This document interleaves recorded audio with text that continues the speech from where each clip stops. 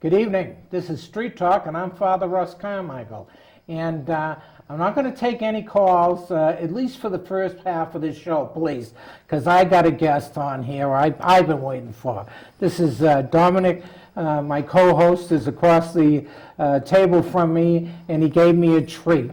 Okay, he gave me the celebrity's best defense attorney in Connecticut, and I got Norm Pattis with me tonight, and I am so happy. Obviously, I got to be my convict self because that scarlet letter. Well, I got the red face, anyways, right? But the new book. Let me tell you, great book, and I don't say that. I really don't. I'm an avid reader and stuff like that. Obviously, I would be polite if it wasn't so, it's such a good read. It's an easy read, and I really mean it. I mean, in the trenches. And if you're a lay person and you want to learn a little bit about the law from a great storyteller, he's a great writer. I mean, it's easy, but very informative. You know, it's easy on the brain, really good. All attorneys are not good writers. I mean, they're just not. Yours is one of the best books I've had. Don Williams' book was absolutely a masterpiece. So believe me, Father's telling you, you got to get this book. Norm, thank you very much for being here. Yeah, I'm leaving now. I've told downhill from here. What a life! I mean, you got to be, in the trenches, and that is what they are, aren't they? Yeah, no, I mean, the courthouses are hurting places. You know, what that book is an attempt to do is I write columns for a couple of newspapers, weekly columns, and so I collected a bunch. And what I try to do is tell stories about what actually happens in a courtroom and explain a little bit about how the law works, because we've got this rosy-colored set of glasses on. You know, we watch Law and Order in these shows, and we're so transfixed with the fantasy that justice takes place in a courtroom. Really what it is a pain factory. And the test of a lawyer is whether you can keep your client from hurting more than the other side wants to hurt him. Oh, yeah. What's the show that's always on? I watch all the time. It used to be, it's all about the courtroom, and the district attorney is a nice guy. He's always on the... They're looking for justice. Yeah, keep looking. You got to be... In all the wrong places. I say... Where was this? I mean, this was not in any courtroom I've been in my life or anything else like that. It's really not how it works. It's like, guys are jammed out. You get a public defender and a plea bargain, right? Well, the Supreme Court had recently, the United States Supreme Court noted that 97% of state cases are resolved by way of a plea bargain. About 97% of federal cases, 94 to 95% of state cases nationwide. So they call it a system of pleas, not a system of trials. Whether you're a public defender or a private lawyer, plea bargains are the coin of the realm. That's where most cases are resolved. And what drives them are the catastrophic lengths of sentences. You've got somebody who's going to get 20, 30, 40, 50 years on a first conviction. You start thinking, man, if I can get 10, 20 years, maybe that's a bargain. And there's something wrong with that, because what's happening is the government's not being held to its burden of proof at trial, and the value of cases is being set in a private marketplace, the plea bargain marketplace. Number one, when you talk about justice, I hate this, okay? If you ever watch these live TV shows where they pick up the guy and they arrest him and everything else, they bring him into the room, the cops start talking to her. These guys never say, attorney. Yeah. I mean, I was taught the first thing you say from the time they get you up, get me an attorney. Yeah, absolutely. You've got the right, yep, that's what I want, get me an attorney, don't open your mouth. But no, that's not what happens. Well, I mean, I've been practicing criminal defense law for a long time now, and every now and then I'll get stopped for cell phone in the first or missing a stop sign, as I did the other day in New London. And I find myself somewhat terrified by the officers. I don't know what's going to happen next, and so, rather than mouth off, I'm there with my hands on the wheel. May I reach into my glove compartment? God only knows what I'd do if they confronted me with a serious accusation. I think people believe that police want to help them, but police officers are not your friends. If they're talking to you about a suspected event, a criminal event, they're developing you as a suspect. If you've got information to share with them, you need to clearly and unambiguously say to them, I want a lawyer. And under Connecticut law, they have to stop talking to you at that point. Oh, I didn't know that. So there's a difference between state and federal law. Federal law is driven by a standard that says if you're at the police station, for example, and a lawyer knocks on the window saying, I want to talk to you, the police don't have to let you know that he's there. But under Connecticut law, under a case called State v. Stoddard, it's required. And so, but the law says your request for counsel has to be clear and unambiguous. You can't be polite about it. I think maybe I should talk to a lawyer. The United States Supreme Court held that's not clear enough for cops. So, you can be a little abrasive. I don't want to speak to you without my lawyer present, and practice it. When I've got clients who are in harm's way, I'm on the phone with them, I say, repeat after me. And I get them to say it a few times and develop that muscle memory, Yeah, I think the difficulty is, now, I never had a problem with that, because number one, I didn't fear. Well, because you talk to God. I mean, come on, well, not in those days. That was an Definitely not in those days. There was no God in my life in those days. It was a very different time. I grew up never fearing police. I grew up in Newton, Massachusetts. I didn't grow up in the projects or anything else. So I grew up middle class kids, stuff like that, Italian, Scotch, stuff like that. So I grew up never fearing police, never fearing, not knowing all about my rights and everything else like that. I never got beat by police, however. I never was rude. I never had to be rude or confrontational with them. I just say, hey, get me an attorney, And then, of course, the kind of crimes they ended up arresting me for, believe it or not, they treated me very different than most other guys, because the connection supposedly with organized crime, okay? I mean, it's the craziest Are you thing in telling the us world. you were John Gotti's confessor? Jerry Angelos? Okay.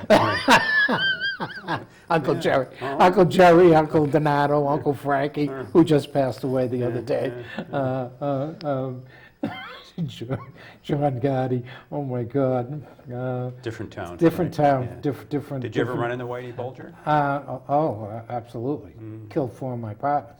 Wow. Oh yeah, 4 of my partners went down by the rifleman and him and his Fleming? guys, and Yeah. oh yeah, I know. I mean, that's the people I grew up with. Okay, that rough was crowd. the. Yeah, well, I was like a lot of people. I was fortunate. As one of my partners used to say, we were in prison at the right time, okay, and weren't on the street at the right time. And then when I got out in the street, I was doing the right thing. I was actually really good friends with Billy, his brother, very, very okay. And that may have. Did you suspect he was a rat? Oh, I knew it was a rat. Yeah. Well, he was doing stuff that I couldn't do. Yeah. I mean, I was on parole. I was on parole, and he was doing stuff in Southie that everybody knew, from the north end to to all the way to Lowell, Massachusetts. We knew what he was doing. Everybody in the street. And he wasn't getting arrested. Anybody else, you breathed the wrong way, and you were locked up. So nobody would really say that he was a rat. But if you really didn't understand that, there was something wrong with you, and a lot of people didn't, and a lot of people went down because of it. I mean, they were stupid. It's like everything else, greed and. Well, the stupid gang wars were over stupid words. 66 guys went down. Most of them all from that had gone through Lyman School and stuff like that. And it was over It was over stupid stuff, over a girl argumentative thing that happened. Times haven't changed. A lot of people are still. Oh, I mean, that stuff. it's outrageous. If you're not on my side, I'm going to kill you anyways. I mean, people didn't even have a choice what they got involved in, stuff like that. And then in the later things, in the 70s, I was lucky in the 70s because I was doing the prison reform stuff. We had Attica, we had the developed the prison union in Walpole. The guards left Walpole. I come out because this is going to be talking about me. That's all right. It's interesting. I He come does out. good at turning the tables Gee, on you already. Right. This is cross-examination. Make the witness talk. Right. Here, have some more of this truth Yeah, serum, that's Father. Quick, somebody play the music for The Exorcist. I'm on a roll. It was, you know, the guards walked out of Walpole. Okay, I was under Sargent. Governor Sargent was a great reformer, and I was on parole, and I worked for Sargent, and I was consultant to Commissioner Boone, who was the first black commissioner in the United States. So it was like crazy times, that whole 70s thing, okay? Well, at the same time that was going on, Bolger was building his empire at the same time, shooting people getting killed. And I was, how do you say it, half in and half out, you know? You're trying to get out, people don't, there's no way you can explain to anybody how, once you've done a felony, as you know, all you guys, once you've committed a felony, you have a life sentence, no matter whether you're in prison or you're out. You're out of anything, or you're out of jobs, you ain't gonna get anything, your future is dead. A felony, kids, a stupid felony, that's stealing, I don't know, over 100? Well, it's a lot less than you think. It's probably a lot less than you, right. And a felony, that's all. You start with probation and everything, and forget it. Your life's gone. Okay, even if you don't go to jail. Especially for a kid of color, you know. Oh, if you got color, forget it. Your life's done, period. So it's hard. And then I got married young. I was 16. By the time I was 20, I had 4 kids. 21, I had 4 kids. So, and I was a single parent at the time. So Well, I what had happened to. to your wife? That's another crime spree with another Bonnie and Clyde. The question is, which one? Well, that's afterwards. Look, here's my view. You got to spread the wealth. You gotta- I mean, you're obviously a man of many talents. Why be stingy and just give it all to one woman? You're 5? 6. 5. I'm getting ahead. 5 exes. Yes. Yeah. A couple have passed away and stuff like that. but, And yeah. did they all die by natural causes? I didn't do Or do you the- want to not want to talk about that? No, I had none of that Bolger stuff for me. Fleming's, Fleming action. No, that was not. No, my wives were all, you know, it wasn't them, it was me. Yeah, no, I hear you. You know, it's once you get married young and you do that, and then you're stupid and everything after that. You know, my. So what was your turning point? When did you calm down? Probably in my 30s. Okay. Well, actually, 74. God got me in 74. How does God get someone? God. I don't exactly know how God got me. I was trying to do the right thing and trying to be real, and I took on the philosophy of Christ and thought it was bullshit, anyways. But God got me under 1974. I was had a supposed to mystical die, event. and I had an epiphany. You know, I had my St. Paul experience, and from 74, it was really tough. From 1974, 1975 to probably 82, 84 were the years where I knew God, but trying to change and leave that life, which meant I'd be basically had to live under a bridge, you know what I mean? And I was not, I was an individual that was, I did well in crime. Yeah. Crime is my, you know, I could make money tomorrow. Yeah, that's what my father That's was. my problem. You could be my Yeah, father. I was just you know? going to say, Norm's got to tell you folks about his dad, so. Well, see, I didn't know any of this, but when I was about 8, he disappeared, and I didn't see him again for, geez, it had to be about 40 years. And it was night before closing arguments in a case involving a high-speed chase that resulted in the death of Officer George Dingwall on Route 9. My client was accused of felony murder, and it was the night before closing argument, and the phone rings, and the southern voice says, Is this Norm Pattis? And I'm like, who do you think it is? The Virgin Mary? You dialed my number. I mean, people they call you, is this you? No, it's you. You called yourself.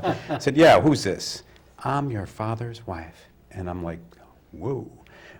So I asked her a couple questions to make sure it wasn't a prank call, because literally I had not heard nor anything of him since he just walked out the door one day, and I didn't know he was leaving, obviously.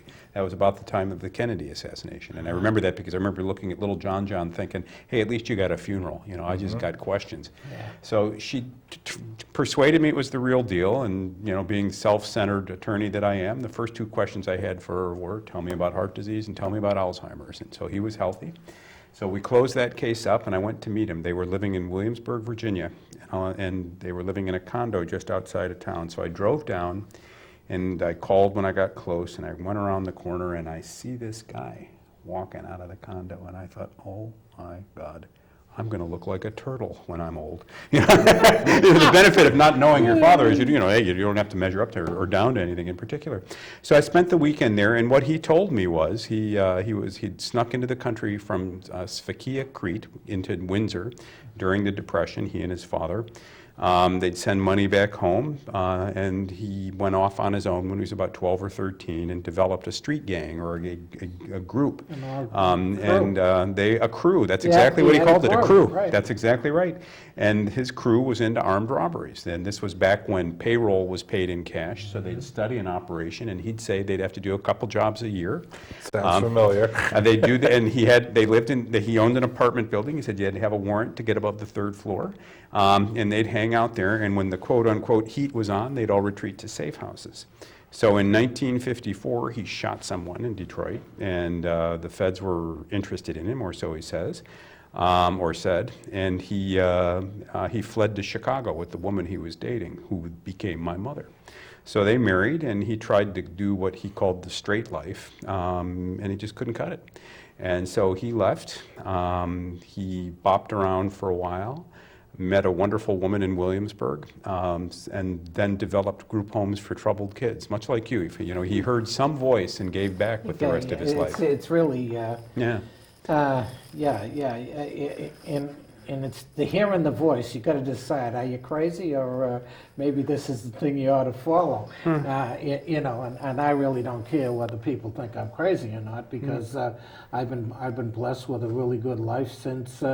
Actually, 80. Once I did the second bit. I did the bit in Arizona. How long was that?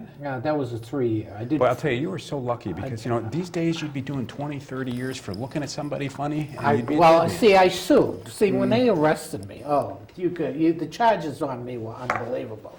Okay, but and they threw me in the Florence, the worst. Yeah, no, it's a hellhole. Oh, what a hellhole! The jail. I mean, I'm going to go to prison. I'm talking about the jail. Okay, and they tried to threaten me.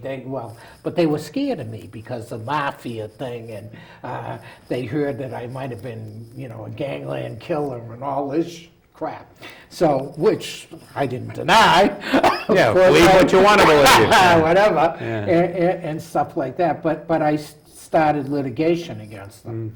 And then I got into federal court, and my litigation got into federal court.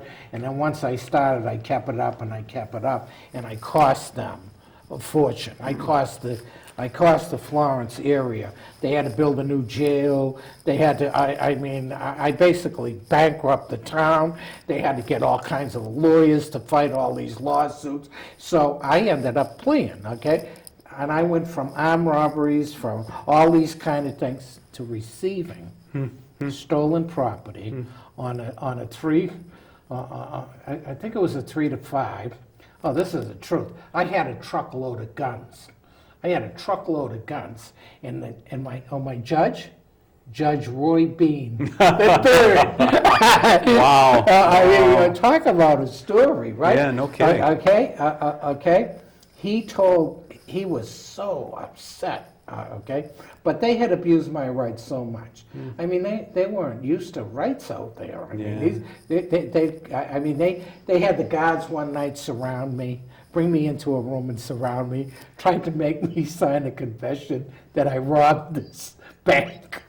Honest to God, they actually tried. I said, are you people out of your effing mind? I said, I'm going to have yous all killed. Yeah, this. Of course, now you'd be charged with threatening, you know? No, That'd be an additional charge.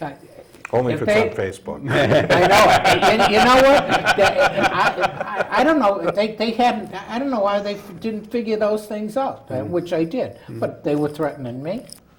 Okay, and that's the way I considered. So I kept them. I totally kept them on off guard. But when they received the federal, what do you call it? Writ? Writ Or, yeah, and the indictments. Yeah, yeah. You know, for the and everything. They never seen anything like that in their lives, and I mean, and that was, and by the time they had, I was telling you, and I tell my honest, they had me in a cell block with all these guys. So I'd teach everybody in the cell block how to file suits pro se, how to do the forms and everything to get into court. Well, they knew I was causing trouble in the cell block, and I'd have the cell block strike. Then they'd take me out and they'd put me in another cell block. Okay, well, they did this 4 times, which I taught the whole place. They finally realized they would, so they emptied one whole place out and put me in there alone, and they put me in there with a kid, and I have a kid who they thought didn't speak English, a Tex-Mex guy, and they throw him in the cell with me, and they figured that I don't speak Spanish, he don't speak English. They walked out of the thing. I said, don't tell me you don't speak English, you live on the border of Texas and Mexico.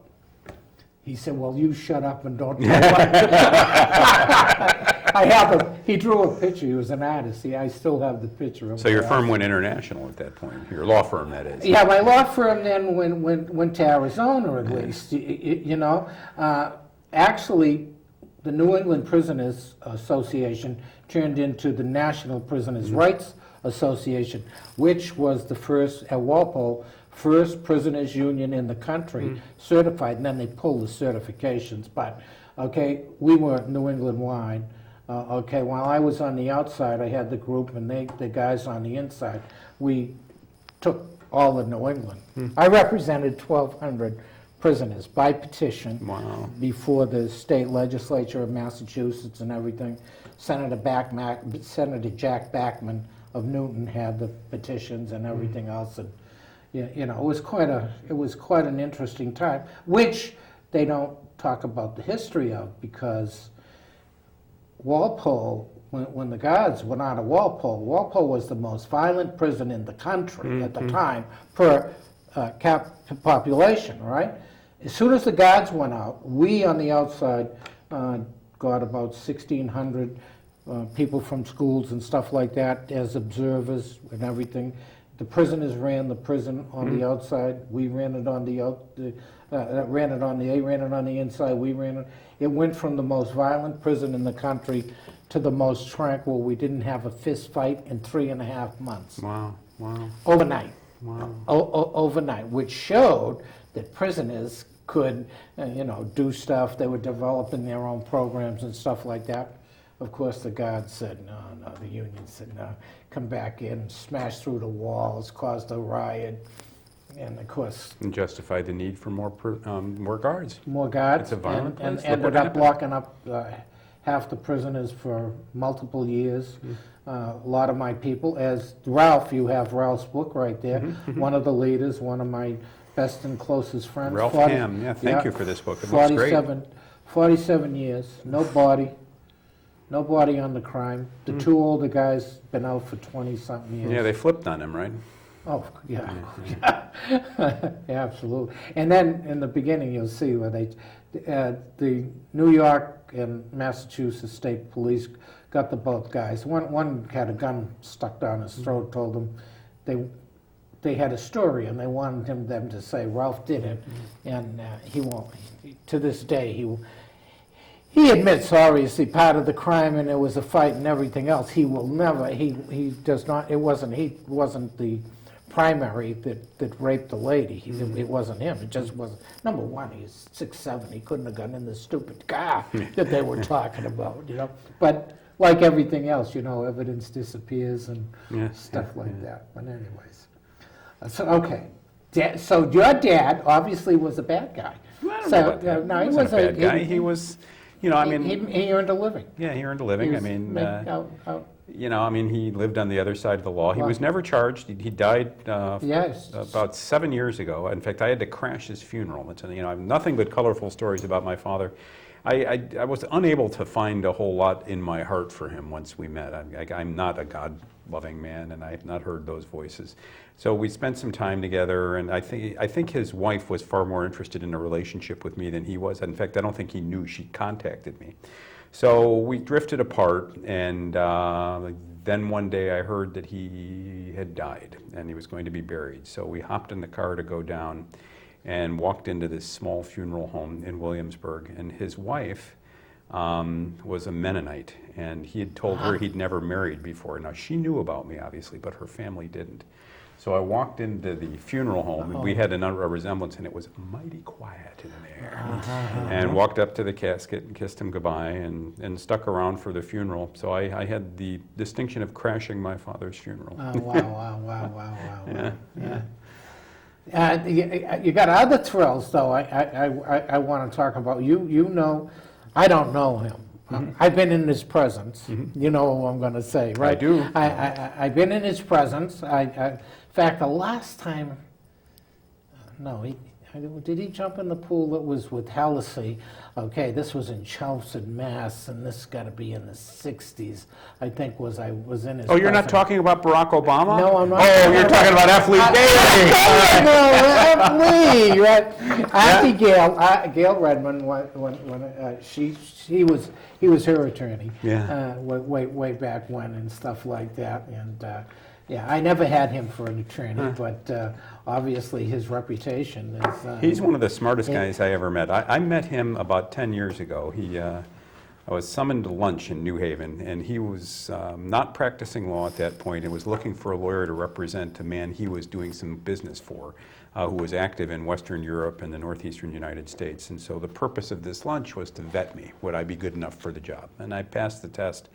And the result was an unusual friendship. I've spent several weeks from time to time with Bailey, either in Florida or in his home. He now lives up in Maine.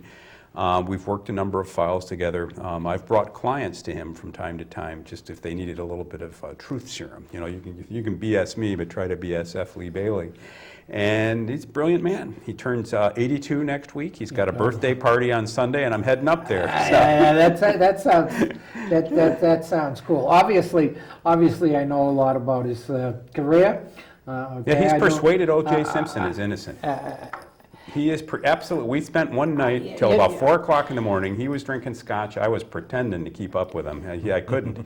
And you know, there's not a doubt in his mind that was a setup on O.J.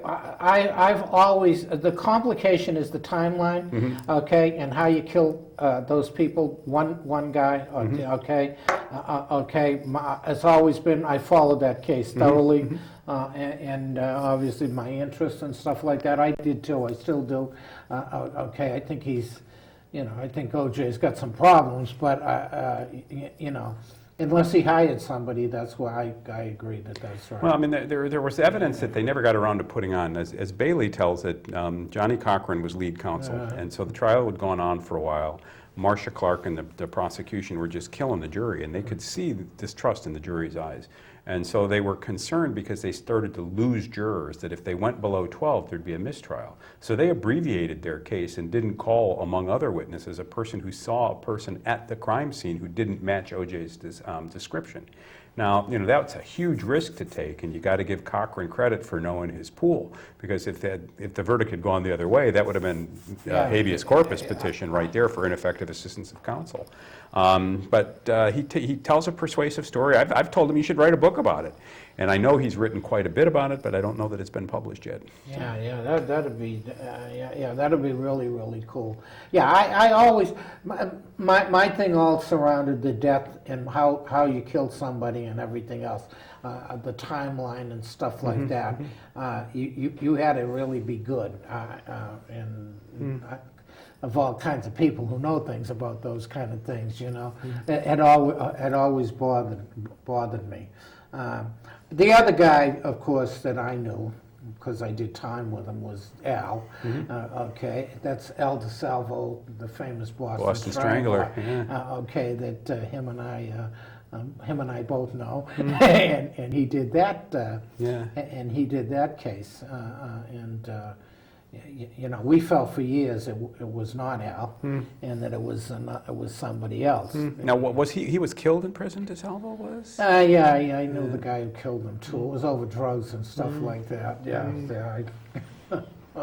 Yeah, and an associate of mine was one of the ones that He went off the reservation. went for a off while. the reservation. And it was all about the drug stuff and things like that. Al was into bringing drugs into the prison and stuff like that. Had connections and there was a dispute over money. Okay, and you know, and of course he worked for the guards. Al had a unique situation. So, but he was able to live a long time because he paid off a lot of people. Yeah, you know, which is the things that happen in those kind of environments. Well, there's a fascinating new book out. I can't recall the author's name, I'm sorry to say, but it's called On the Run. And it's a young sociologist, and she spent about 6 years living in Philadelphia while she was a graduate student at Princeton. And so she's written a book about her observations. And one of the things that she was astounded to learn, and she saw this with her own eyes, was the number of guards who were complicit in the smuggling of drugs into the system. And, you know, they'd take a little bit of money, perhaps oral sex from a woman who was serving as a mule to bring things in. And she writes about this in a very it's Goffman's daughter. I can't remember her first name, but the last name is Goffman. And the book is called On the Run. Yeah. Anybody who wants to get a sort of sense of what it really looks like on the street for people who are on the dark side of the law, as it were, ought to read that book. Yeah, well, it is. I mean, all you got to do is figure they're the only ones that can really bring the amount of drugs to come in to prison. I mean, if you don't understand that, you know, it has to be a dual situation, and you really miss the boat, no matter where it is. Okay, there has to be guards complicit in doing that. And if it's big, it's got to be way up, you know. And of course, there's a lot of money. Yeah. There's a lot of money involved and stuff like that. And obviously, I was fortunate. When I was in Walpole, I was able to get whatever I needed in. What sort of things did you need while you were in Walpole that you were able to get? Well, I was booze, steak, food. How'd you cook the steak? And right in our rooms. All right. Right in our rooms in, what do you call them? Hot plates? Hot plates and stuff like that. Oh, yeah. It was, Times have changed. I think it's a little harder to get that stuff now. Like a hot plate, I don't think you're going to get. Well, you know, I'm sure that it depends on the place, okay, because, you know, I mean, forget, there was one situation that you could have a section of the prison where people were brought to where they could actually get women in the prison in Norfolk. And if you had the Speaking money. you will get. Ellis Goffman. Wow, this is good. So listen, so the research arm here, it's Alice Goffman. That's the names. This was brought in while we were talking. Look, can you do something about my checking account? Add a couple zeros, you know? That was the hand of God. Usually it's the That's the voice hand of of God. God. Wow. Mary. All right, I It was believe. today. Help down my unbelief. I'm a man of unclean lips. Assalamu alaikum. Whoops, wrong God. Oh, my Yeah. She is so great. Yeah. She takes care of us so well. I guess so. Oh, yeah. Wow. The operation. I thought it was a note, get rid of them, here's the, you know, bad hair day, but no, it's the research arm. She's right there. If we need to know stuff, she can grab it. It depends on, I'm sure, whether she's in a good mood tonight. Well, what I need to know, look, I'm doing, listening to your show. wow. You are, yes, I know. So listen, ma'am, and listen, God, I'm researching this issue on whether conducting voir dire, that is selecting a jury at sidebar and not in open court, violates the Sixth Amendment, and I'll be arguing that in New York fairly soon. Any help you can give me on what the judges will think before I get there, I'd be very, very grateful, wherever you are. Oh, my God. So you're going to federal court, okay?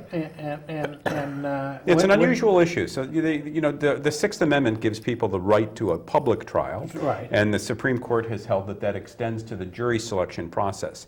So although the public can be excluded from trial, the court has to make factual findings to do so. And so in the federal courts, in Connecticut at least, it is not uncommon for judges to bring potential jurors up to sidebar and question them so that others can't hear. So the question that we will bring to the Second Circuit is, does that violate a public trial right? Because it doesn't. If you're back there and all you're seeing is the back of people's heads bobbing, doing the conversational you ain't hearing anything. Yeah, and is that a violation of the public trial right? It's an issue that lawyers call of first impression, but I like it, and I'm fired up. I'm ready to go. You're ready to go. Right. So what are the judges usually asking? Who knows? Well, there are a couple things. So in the particular case that we're bringing up, 43 jurors were placed in the box, so to speak. This was the panel from which the jury would be selected, and the judge questioned 12 of them up at sidebar. In 7 instances, she asked questions that could arguably be construed as private. One woman, it was a mortgage fraud case, and one woman suggested that she might not be able to be fair and impartial. She'd lost her home after a bitter divorce, and you can understand why she might not want to say that in open court. But in 5 of the cases, these were people who expressed reservations about core constitutional principles, the right to remain silent, whether they'd hold somebody's silence against them, whether they could be fair and impartial, whether they could hold the government to the burden of proof, whether they would abandon the presumption of innocence. These are the sorts of questions that should be on every juror's mind and that the jurors should be asked about. And so our view is we're focusing on that general voir dire, on general legal principles, and challenging the courts doing that in what amounted to secrecy. It's what lawyers call an issue of first impression. So if it doesn't work there, we'll take it to Washington and see what they say there. See, now when you're going through and you're picking a jury, I guess, what are the things that you're looking for? To me, I've never hired a jury consultant. I look for one thing and one thing only, and I call it bounce. And everybody intuitively knows what bounce is. Walk into a room of strangers and you will find yourself spending more time with one person than anybody else. And what that person gives you is something back when you talk to them. They're responsive. They nod their head when you're talking. There's warmth in their eyes. Something with you resonates. They're listening to you. So all I'm looking for in a jury is people who are willing to listen. And you can pretty well tell who they are just by following the bounce principle. So it's a gut check, and I think everybody's got it. We're more like bats than we want to let on. Well, I know. I mean, we deal with a lot with brain injury, and I know one of the things I used to do is trainings for the state. And I would put this out there to them because social interaction is one of the most complicated it really is. functions of your brain, and how you read people's body language, and how people don't even realize it. So usually what I do is I go pick on the person that's like kind of looking like off in the other direction and point out all the different things like eye contact, other things along those lines. So it sounds like you do a great job at picking a jury because you know what you're looking for. You're looking for people who can listen and who relate to you. Yeah, he pulls them right in. Okay, and that's what's wrong with the internet and stuff like that. You go over there, there is no body language. You don't know. You're writing something and there's no way whether the individual know whether you're fooling or it's a joke. There's no feedback. There's no feedback, and there's no way to, it's typed, that's it. I find one of the most amazing things are the comments sections to online publications. I've been wished everything from rectal cancer to other forms of painful death by people. I hope they're kidding, and if they're not, I'm still not paying them the rent that it takes to occupy the space in their You're head. just hoping they're not a proctologist at that point. And I'm just hoping it's not my wife. It's brutal out there, and I guess it's good to know that we're that crazy, but the standards for civility have declined such that we're not building communities. I'm brutal. Because I do the political stuff, I'm a propagandist. Most people don't understand what that is. So in the sense of, I can be brutal. And from a political standpoint. But are you brutal and anonymous, or do you put your name? Oh, no, my name's on. Yeah, see, my view is you got to own what you say. I own everything. Yeah, you own what you say. It's these cowards who, I'm Jane Doe and I think you're That's why I put my own it. Facebook status stuff. It's all public. Yep. Everything's public. It's out there. Right. If you want to see it, it's there. you know, people, you know, people get upset, and I can get people upset, and you know, and It's that's good for 'em. well. In the politics, you know, I try to explain politically, this is nothing new. This is historically the way we are. You know, I try to tell I think my we're guys, tamer than we used to I- be. We don't tar and I- feather people. I mean, you no, look at what's going on in, you know, Exactly. in the mainstream press. Everybody's afraid of their own shadow. They're afraid that they might deem to be insensitive. I mean, I half expect Jenner, whether Bruce or whatever, Caitlin, yeah, to yeah. run for president. She's, you know, this person is now the most trusted person in the United States. Why? Because they got intimate with some gender, confusion. I simply don't understand. I don't understand a lot of that stuff. Okay, but I do understand that. Okay, when you know, when you get out there and you're dealing politically and stuff like that, if you're overly sensitive about being attacked on your character and stuff like that, number one, you shouldn't even be in the political arena. Okay, and guess what? That's my opinion. If I don't like you, I'm going to come at you like Meat thunder. cleaver, yeah. Oh yeah. I mean, I yeah, imagine we- like Barack Obama, you know. Oh. I mean, half the country hates him because he's black, and they figure he Yeah. has no business being president. God only knows how many death threats he's got, and he can't even go out of the house without a Secret Service detail. That's politics. Exactly That's right. Politics. Yeah, and he chose to do it. Which is different on a state level than it is on a federal level, at least from what I've seen. I think they tend to be a lot more cordial. Well, this is a Up very in- small state too. It is. They well, tend to, and they, yeah, but well, don't we're hit not- at it with policy. There's also an educational level here too that Yeah. is different. I mean, you're not talking Alabama or wherever No. you're talking. When you go into the state house, when you're dealing with, even across the aisle, you're usually dealing with somebody who's, you know, light bulb turns on. No, that's true. You know, and in all the New England states, New England is like, you know, New England's a separate area. Chicago's, California. Well, you know, it's interesting, if you Yeah, read yeah. Supreme Court decisions from various state courts around the country, the ones in the southeastern part of the country, they're like bad law school essays. I mean, you know, show some pride in the stars and bars and at least write like you got up here, you know. New England decisions are generally much better written, you know. Well, I mean, yeah, when you talk the federal level, right? Our district versus California versus, right? I mean, this is great. I don't think most people understand how our laws are developed, right? Depending on which area of the country.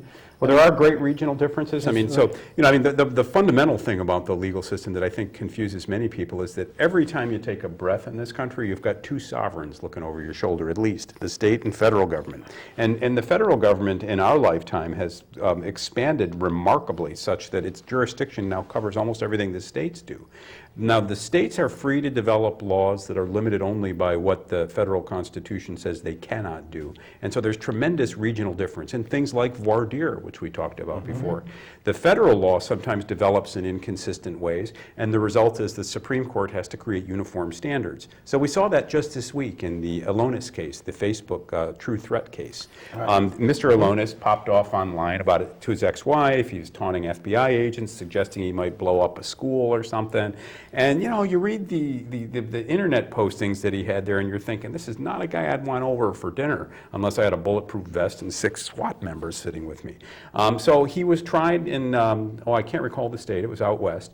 And in that area, the standard for determining whether his speech was threatening was not whether he intended to threaten someone, but whether an ordinary person would regard it as threatening.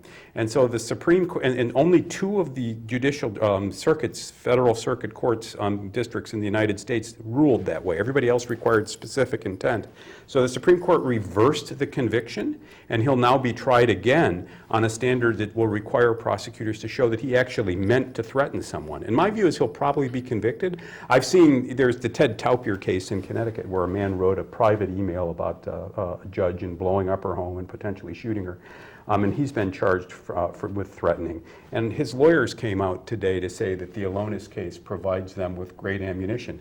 They're reading a different case. Alonis wasn't about the content of the speech. aloneness was about how that speech is to be evaluated. Intent. Right, right. Yeah, So if okay. he had a plan of action and he'd started to follow through with it, You know, that's a really hard question because, you know, here's what jurors are told every day. Intent is proven largely circumstantially because we can't peer into somebody's mind. Yeah, Sure. right. So you ask yourself, why would a person say this? Why would they distribute it? So, for example, you can't say, I want to kill you online, but you can say it's against the law to say, I want to kill you. So here he was saying of his wife, it's against the law for me to say I want to kill my wife. Isn't it funny, though, however? I can say that sentence, that it's against the law for me to want to kill my wife.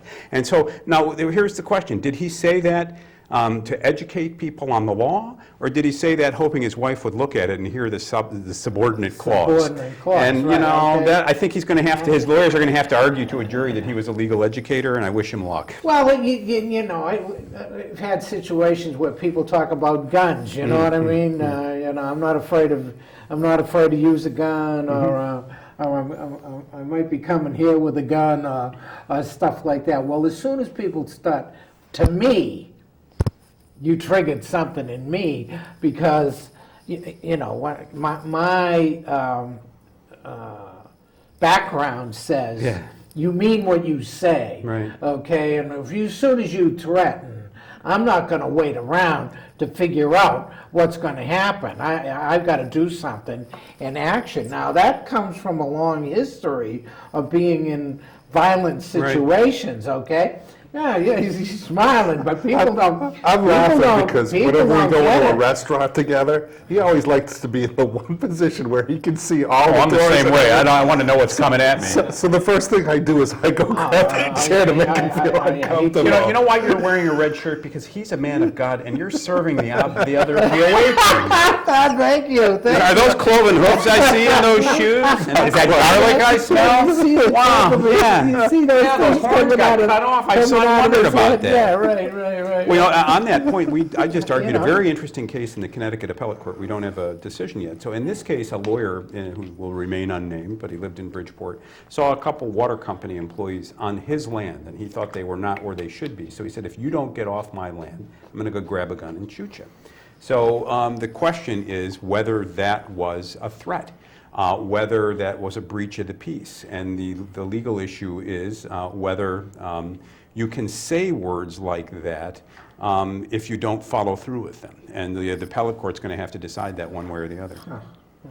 Now, what would have happened if he just pulled the shotgun out and he Well, shot then them? he'd be in a world. If he Well, hit you're in him, a it'd be a world murder of case. hurt. It'd be Yeah, missed, yeah, yeah. right. In either case, he'd probably be a hero to the NRA, right? But it's an interesting thing because how many of these situations, how many deaths do we have in communities that we were talking about earlier, that where a threat is said, somebody goes home, grabs a knife and a gun, comes back and says, "Oh yeah, here, boom, see you." Yeah, the inner see you cities later." are a war zone. I can't. Yeah. It's unbelievable. Yeah, it's all about machismo. Okay, you look at me the wrong way, and guess what? That's a threat. I had a case that was out of Norwalk, just up the road here a few years back. I'll never forget it. Young man, there was a beef with an older guy who was, who'd done a lot of time, and he was kind of pretending that he was going to be the informal policeman of the neighborhood. And there was a dispute about something trifling, and the guy said, "I'm going to get you," or words to that effect. And he came back with a gun, and he said, "I told you I'd be back," and bam, that was it. And he did so in the presence of witnesses who knew him for a long time, and I think he got a 54 or 55-year sentence, and it just broke my heart. I mean, clearly what he did was awful, killing someone. I'm not going to try to justify it. But my view is 20 years for any crime is more than enough. Look at Anders Breivik in Norway. He killed 77 people. He got a 21-year sentence, the maximum under Norwegian law. Now, nobody's going to necessarily pat him on the back and say, "Job well done" at 21 years. They'll do an evaluation then about whether he's safe to release. I think we need to do that here. Well, 60, 50-year sentences are crazy. That's what our whole ordeal was this session, yeah. was getting the juvenile With the sentencing juveniles. passed. And Second look. why we Yeah. lobbied it so hard was because that is. I mean, the reality is your brain's not fully developed Yep. until probably about 25, 26 years old. I'm still waiting on Good, mine. yeah. No, actually, that point well taken. Yeah. And so they don't have the wherewithal to be able to understand all those No, I hear factors, you. even walking into court. I hear Like you were saying before, Well, you never- have somebody who can only see that 30 or 40 or 50 years, and they're going, well, if I go to trial, I might get out of this, and they're not taking a plea bargain or other things along those lines, and they're giving themselves their own sentence based upon. I don't know. I was in Hartford the other day. We tried a case. The first time we tried it mistried. And the second time tried, I lost. And so and it was pretty. And the guy had a lot of other pending charges. So it was pretty clear the judge was going to max him out. So after the jury returned its verdict, the judge discharges them from the room, and he turns to me and he says, "Well, what are your thoughts on sentencing?" I said, "Why don't we just do it today?" Today? That's not quick enough. I said, "I'm not under any illusions about what you're going to do. I'm looking at you, Judge, and I'm thinking of what Jesus said to Judas Iscariot the night he was betrayed. What thou doest, do quickly." The judge was not amused. I can't believe this. Did I just look up and see 4 or 3 minutes? Yeah, you did. You got to come back. All right. Well, thanks for having me. You got to come back. I mean, I am so pleased to have you here, and of course your book. I'm going to tell you, you got to get this book. It's on Amazon, so you can find it on Amazon. Along with your other 2 books. Yeah, the other 2 books, Juries and Justice, and Yeah. what was the other one? Taking Back the Courts. Thank you. This is terrific. We have to get Norm back on with us. Who we got next week? Next week, we got our 2 friends from out here. Ray and Bobby. Thank you. Thank you. What am I having for dinner this evening? See, God She is is spoken. good. She is good. God was And a good. then the week after that, if Then they're we not got in Ray. special session, we Okay. got Representative Bruce Morris. Bruce Morris Oh, is wow. supposed to Head come of the on. Black and Latino Caucus. Caucus, right? He's president of the Black and Latino Caucus, right? I love it with Bruce. I've done Yeah. shows with Bruce. He's great, and stuff like that. Yeah, we got a lot of we- good we shows worked coming hard on up, a lot of and stuff we got to together. have you. We got to have you back, right?